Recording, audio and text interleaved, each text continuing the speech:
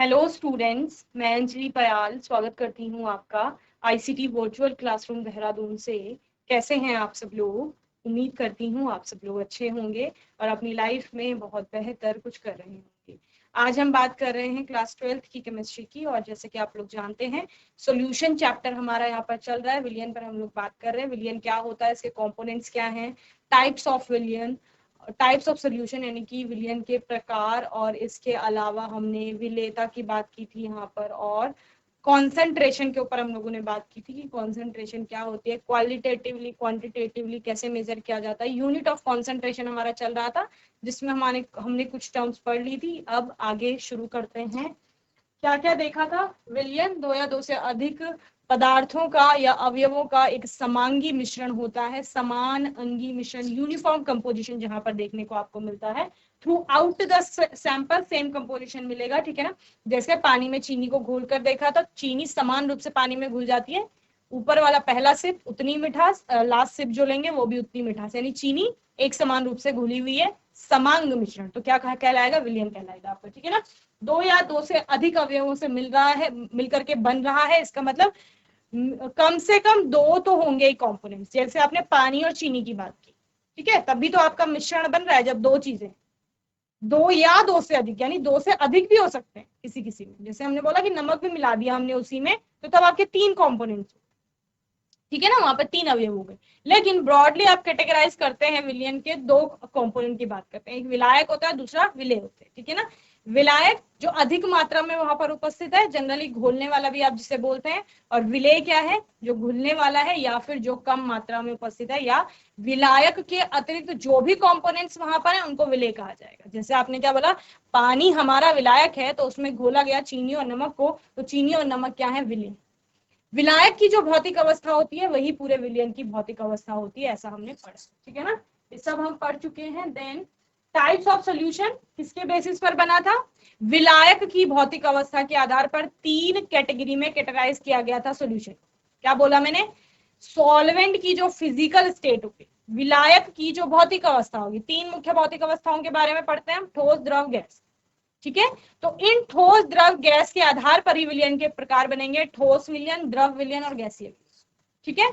फिर उनको further classify किया जाएगा on the basis of physical state of the solute, okay. विलय की भौतिक अवस्था के आधार पर फिर उनके सब आपके क्या बनेंगे? कैटेगरीज बनेंगी, ठीक है ना। जैसे ठोस विलयन है, तो ठोस विलयन में विलायक तो ठोस ही रहेगा, लेकिन अब विलय की भौतिक अवस्था बदल देते हैं।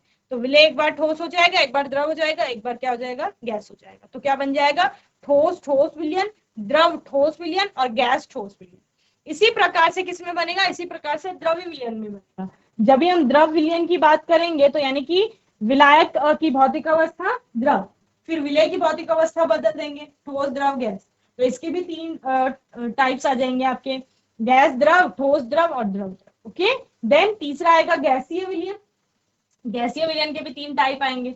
यहाँ पर भी विलायक तो गैस ही रहेगा, लेकिन विलय बदलता रहेगा। तो एक बार ठोस, एक बार द्रव, एक बार गैस। तो ठोस गैस विलयन, द्रव गैस विलयन और गैस गैस विलयन, इस तरह से आपने इनके एग्जाम्पल भी देखिए। कभी कभी एक नंबर में पूछ लेता है, कोई भी आपका एक यहाँ से एग्जाम्पल उठा लेगा सोल्यूशन का और पूछेगा ये कौन सी कैटेगरी में आपका आता है, ठीक है ना। या इसमें विलायक क्या है, विलय क्या है, इसकी बात करेंगे। कॉन्सेंट्रेशन ऑफ सोल्यूशन, सांद्रता क्या है? तो किसी भी नोन अमाउंट ऑफ सॉल्वेंट में जितना सोल्यूट प्रेजेंट है वो उसकी कॉन्सेंट्रेशन है, यानी कि विलायक आपको पता है, उस विलायक में कितना विलय उपस्थित है वही उसकी सांद्रता। आपने बोला पानी में हमने चीनी घोली, तो आपने सपोज दो अलग अलग ग्लास लिए, एक में आपने कम चीनी डाली, एक में ज्यादा डाली, ठीक है। तो जिसमें कम है चीनी उसको डाइल्यूट कहा जाएगा, क्वालिटेटिवली क्या कहा जाएगा? तनु कहा जाएगा, तनु विलयन, जिसमें विलय की, चीनी से क्या मतलब है? विलय की मात्रा कम है। और दूसरे में आपने बोला हमने बहुत ज्यादा चीनी डाल दी है, भर भर के आपने चीनी डाल दी है वहां पर, यानी विलय बहुत अधिक है, तो वो आपका कहलाएगा सांद्र विलयन, यानी कि कॉन्सेंट्रेटेड सोल्यूशन, ठीक है ना। तो डाइल्यूट क्या हो गया? जिसमें अपेक्षाकृत आपका विलय की मात्रा कम है, या रिलेटिवली जो सोल्यूट की अमाउंट है वो लो है, तो वो डाइल्यूट कहलाएगा। कॉन्सेंट्रेटेड कौन सा है? जिसमें आपका बहुत ज्यादा सोल्यूट प्रेजेंट। दो विलयन को कंपेयर करेंगे, दो सोल्यूशन को कंपेयर करेंगे, तो एक डाइल्यूट बनेगा, दूसरा कॉन्सेंट्रेटेड बनेगा, ठीक है ना। जैसे यहाँ पर आपको पिक्चर में दिखाया गया है, कोई एक सल्यूट डाला जा रहा है जिसके कारण से कलर आ रहा है सोल्यूशन, ठीक है। एक तो सॉल्वेंट होगा, दूसरा सोल्यूट होगा, सोल्यूट के कारण कलर आ रहा है। तो आप देख रहे हैं सोल्यूट के कारण से कलर आ रहा है, यानी विलेय के कारण रंग आ रहा है। तो इसका मतलब क्या है, इसमें बहुत अधिक विलेय है, इसमें कम विलेय है, इसमें और कम है, और इसमें बहुत कम। तो क्योंकि इसमें अपेक्षाकृत विलेय की मात्रा अधिक है, तो इसको क्या कहा जाएगा, इसको कहा जाएगा कि ये सांद्र है। इसकी तुलना में ये कैसा हो जाएगा, तनु हो जाएगा, क्योंकि इसमें कलर थोड़ा कम आ रहा है, रंग थोड़ा हल्का है, तो आप बोल सकते हैं कि ये कैसा हो जाएगा, इसमें विलेय की मात्रा कम है इसकी तुलना, लेकिन इसकी तुलना में अधिक है। तो इस वाले की तुलना में ये क्या हो जाएगा, सांद्र हो जाएगा, है ना। अगर हम इनको ए बी सी डी चारों को नाम दे देते हैं, तो ए तो आपका सबसे अधिक सांद्र है, ठीक है, डी आपका सबसे अधिक तनु है, यानी डाइल्यूट है। जो बीच के हैं ये आपका क्या है, बी वाला जो होगा वो ए से डाइल्यूट है, लेकिन सी से क्या है, कॉन्सेंट्रेटेड है। यहां पर सी वाला जो है वो बी वाले से क्या है, डाइल्यूट है, लेकिन डी वाले से कॉन्सेंट्रेटेड है, यानी कि थोड़ा सांद्र है, यानी उसमें विलेय की मात्रा अधिक है। तो इस तरह से हमने डाइल्यूट और कॉन्सेंट्रेटेड दो टाइप के सॉल्यूशन बोले, क्वालिटेटिवली यानी गुणात्मक रूप से। मात्रात्मक रूप से सांद्रता को कैसे व्यक्त करते हैं, तो आपने बोला यूनिट ऑफ कॉन्सेंट्रेशन हम लेते हैं, जिसमें हमने मास परसेंट की बात की थी, या परसेंट बाय मास, द्रव्यमान प्रतिशत, या कहीं कहीं परसेंट बाय वेट भी कहा जाता है, भार प्रतिशत इसके लिए वर्ड यूज किया जाता है, ठीक है ना। यहाँ पर होता क्या है, जिस प्रकार से मैंने बेसिक सा एग्जांपल हर बार आपको देती हूँ, कि जैसे हम लोग अपने मार्क्स का परसेंटेज, अभी 11th क्लास पास करके हम लोग 12th में आए हैं, तो हमने क्या किया, सभी ने मार्क्स का परसेंटेज निकाला अपना, कि कितने प्रतिशत हमारे मार्क्स आए। तो हम क्या करते हैं, टोटल जो मार्क्स होते हैं, मैक्सिमम मार्क्स सपोज 500 थे, उसमें से जो ऑब्टेन मार्क्स है उसको डिवाइड कर देते हैं, 400 मार्क्स सपोज आए, तो 500 से हम भाग दे देंगे 400, और क्योंकि प्रतिशत निकालना है तो गुणा कर देते हैं 100 से, यही करते हैं।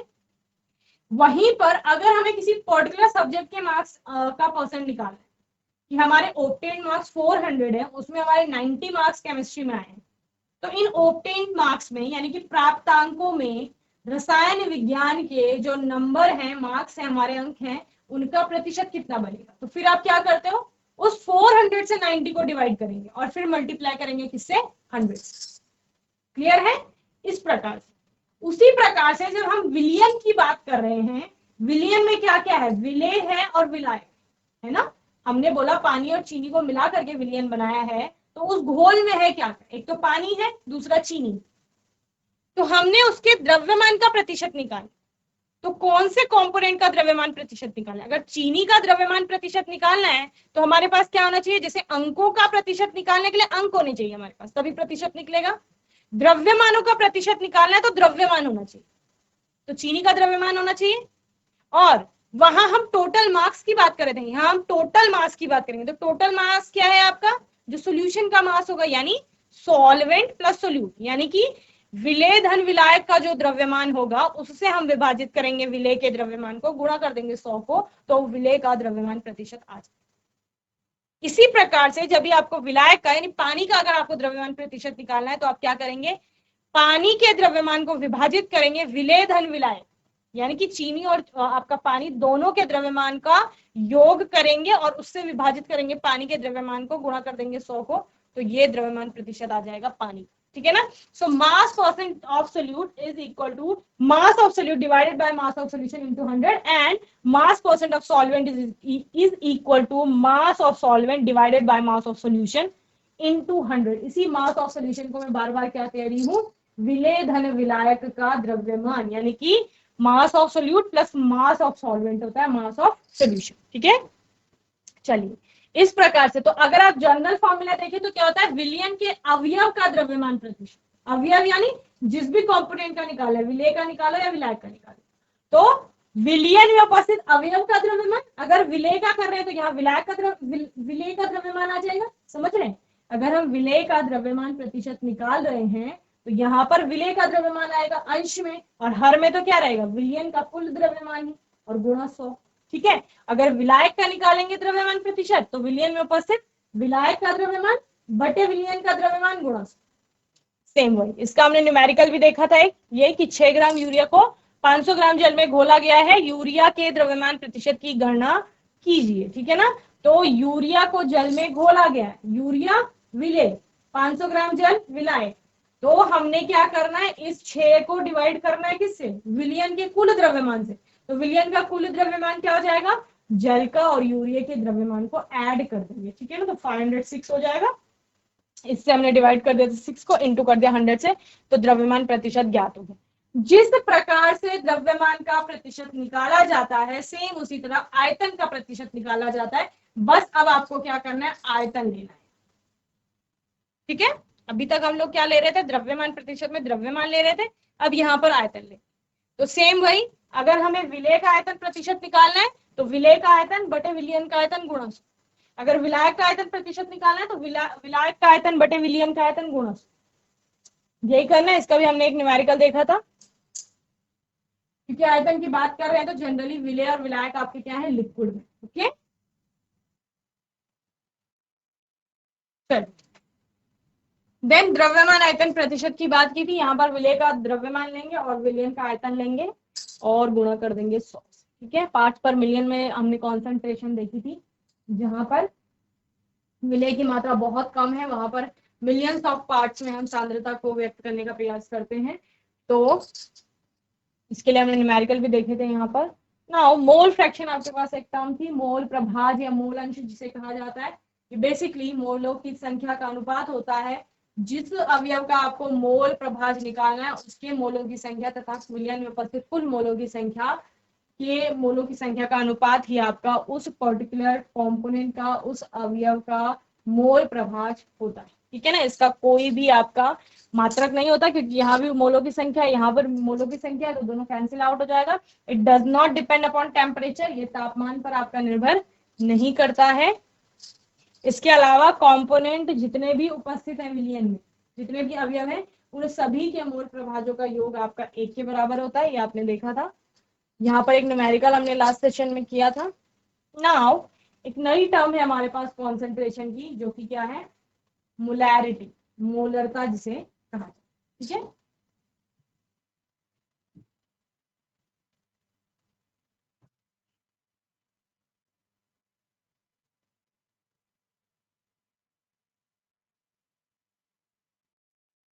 मोलरता आपकी क्या होती है, आपने जो विलयन बनाया है ना, उस विलयन का आप 1 लीटर आयतन ले लीजिए। जो आपने चीनी और पानी का घोल बनाया है उसमें से आप नाप करके 1 लीटर ले लीजिए। उस 1 लीटर में विलेय के यानी चीनी के कितने मोल्स हैं, कितने मोल हैं, वही क्या है, वही उस विलयन की, चीनी और पानी के घोल की मोलरता है। क्या कहा मैंने, हमने जो विलयन बनाया है किसका, चीनी और पानी का। ठीक है ना, इसमें आपका क्या है, चीनी भी है और पानी भी है। ठीक है, दोनों है। तो इसका आपने ले लिया 1 लीटर, 1 लीटर ले लिया। 1 लीटर में, 1 लीटर लेने के बाद इस 1 लीटर चीनी और पानी के घोल में चीनी के जितने मोलों की संख्या होगी वही इस पूरे विलयन की मोलरता कहलाएगी। ठीक है, यानी क्या समझे, घोल का मतलब है विलयन, और विलयन का आपने क्या लिया है, 1 लीटर लिया है। तो 1 लीटर विलयन, 1 लीटर आयतन वाले विलयन में उपस्थित चीनी के मोलों की संख्या, यानी विलेय, विलेय की बात हो रही है, विलेय की मोलों की संख्या ही विलयन की मोलरता है। ठीक है, it is defined as the number of moles of solute present in 1 liter or 1 cubic decimeter of the solution or millimole of solute present in 1 ml of solution। ठीक है ना, क्या कहा गया, यहां तक समझिए, it is defined as a number of moles. ये क्या है, नंबर ऑफ मोल्स है, मोलों की संख्या है, जो कहाँ उपस्थित है, number of moles of solute, किसके मोलों की संख्या, विलेय के मोलों की संख्या, जो कहाँ उपस्थित है, 1 लीटर विलयन में उपस्थित। ठीक है, तो इसका फॉर्मूला क्या हो जाएगा, molarity is equal to number of moles of solute divided by litres of solution और volume of the solution. Clear, चलिए, तो यहाँ पर अगर हम लोग क्या निकालेंगे, इसका मात्रक निकालेंगे तो क्या हो जाएगा, नंबर ऑफ मोल्स मोल्स में आ जाएंगे, और सॉल्यूशन का आयतन लीटर में, तो मोल पर लीटर इसका क्या हो जाएगा, यहाँ पर मात्रक हो जाएगा। relationship between molarity and volume. If V1 ml of a solution of molarity M1 is diluted to V2 ml and then molarity M2 of the diluted solution will be the dilution equation M1 V1 is equal to M2 V. क्या कहा गया है, इसका मतलब क्या है? एक कोई सोल्यूशन था आपके पास, जैसे हमने ये घोल बनाया है, इसका आयतन V1 था. क्या था? V1 था, V1 ml इसका आयतन है, और इसी घोल की मोलैरिटी M1 थी. फिर इसको क्या किया गया है? डाइल्यूट किया गया, और डाइल्यूट क्या करके क्या कर दिया गया? आयतन बढ़ गया होगा. अब इसका आयतन V2 हो गया है, ठीक है, और मोलैरिटी क्या हो गई है? M2 हो गई. मोलरता भी बदल गई, मोलरता क्या हो गई? M2 हो गई. समझ रहे हो? चीनी और पानी का घोल था पहले जो हमने बनाया था, उसका आयतन V1 था और उसकी मोलैरिटी M1 थी. ठीक है, V1 M, आयतन V1 और मोलैरिटी यानी मोलरता M1. हमने उसको डाइल्यूट कर दिया, तनुकृत कर दिया, जिसके बाद उसका जो नया वॉल्यूम हमें प्राप्त हुआ वो V2 है और उसकी मोलैरिटी क्या है? M2 है. तो हमें क्या डाइल्यूशन इक्वेशन से मिलता है? M1 V1 is equal to M2 V2. यानी कि जो सोल्यूशन हमारे पास पहले था उसकी मोलरता और उसके आयतन का जो गुणनफल होगा वो तनुकरण के बाद जो हमें विलयन प्राप्त हुआ है उसके मोलरता और उसके आयतन के गुणनफल के बराबर हो. क्लियर है? चलिए, तो ये रिलेशनशिप है आपका मोलैरिटी और वॉल्यूम. तो इसको कर लेंगे आप लोग अभी नोट, फिर आगे देखें.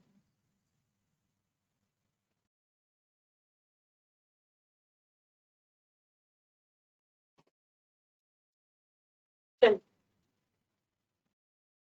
तो मोलरता क्या है? निश्चित ताप पर, ठीक है, टेम्परेचर भी आपका क्या होना चाहिए? फिक्स है. यहाँ पर 1 लीटर विलयन में विलीन विलेय पदार्थ के मोलों की संख्या को विलयन की मोलरता कहते हैं. ठीक है ना?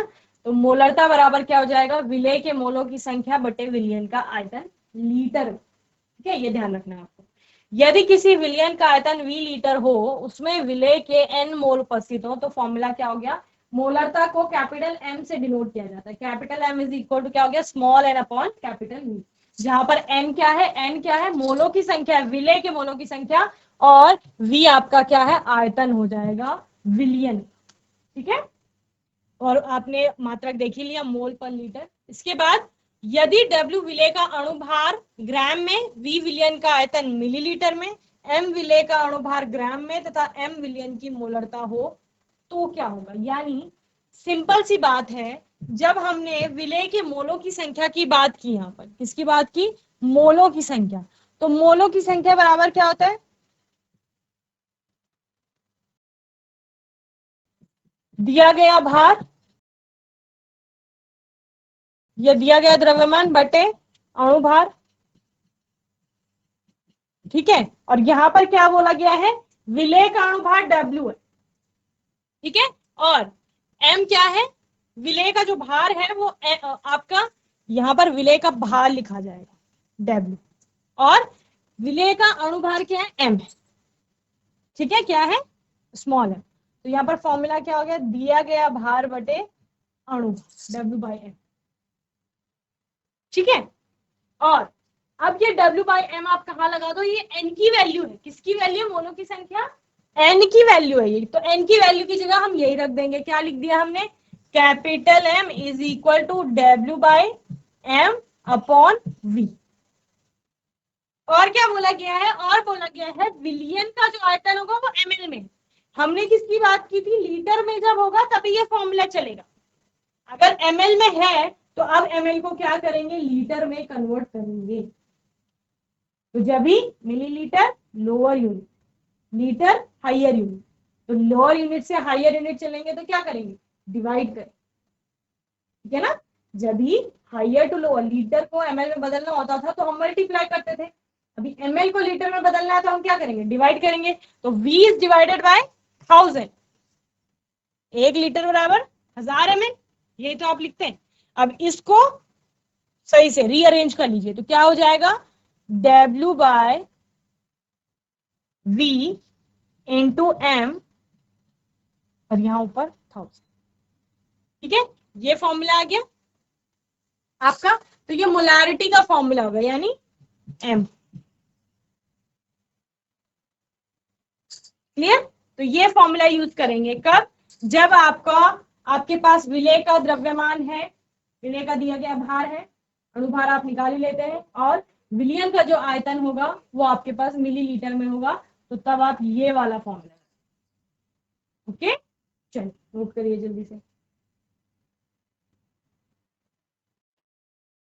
चलिए न्यूमेरिकल इसका देखते हैं। उस विलयन की मोलरता ज्ञात कीजिए जिसके 7.45 ग्राम पोटेशियम क्लोराइड को 500 मिलीलीटर विलयन में घोला गया। ठीक है, तो आपके पास क्या क्या चीजें हैं पहले वो देख लीजिए। KCl का दिया गया द्रव्यमान या भार जो भी लिखे हैं, W बराबर है 7.45 ग्राम। ठीक है ना।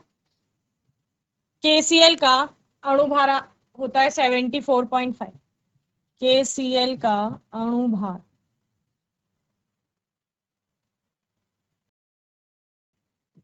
स्मॉल m बराबर 74। ठीक है, अब आप क्या निकाल देंगे यहाँ पर? KCl के मोलों की संख्या।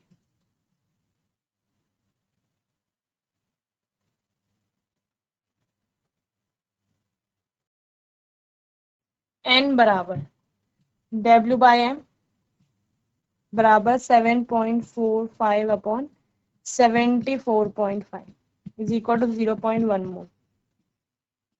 ठीक है ना, ये आ जाएगा। और क्या दिया गया है? KCl का जो आयतन है वो 500 मिलीलीटर दिया गया है। KCl का आयतन बराबर 500 ml।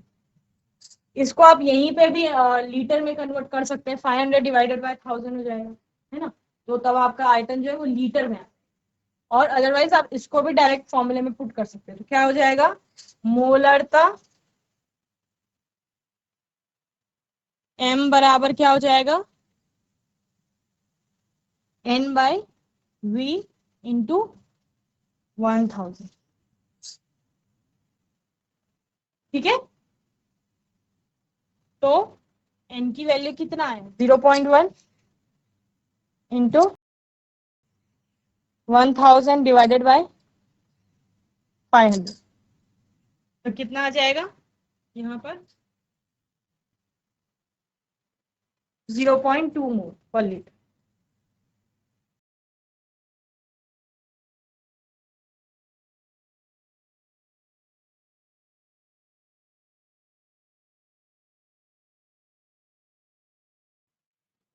ये मोलरता का न्यूमेरिकल हो गया। ओके, चलिए नोट करेंगे जल्दी से।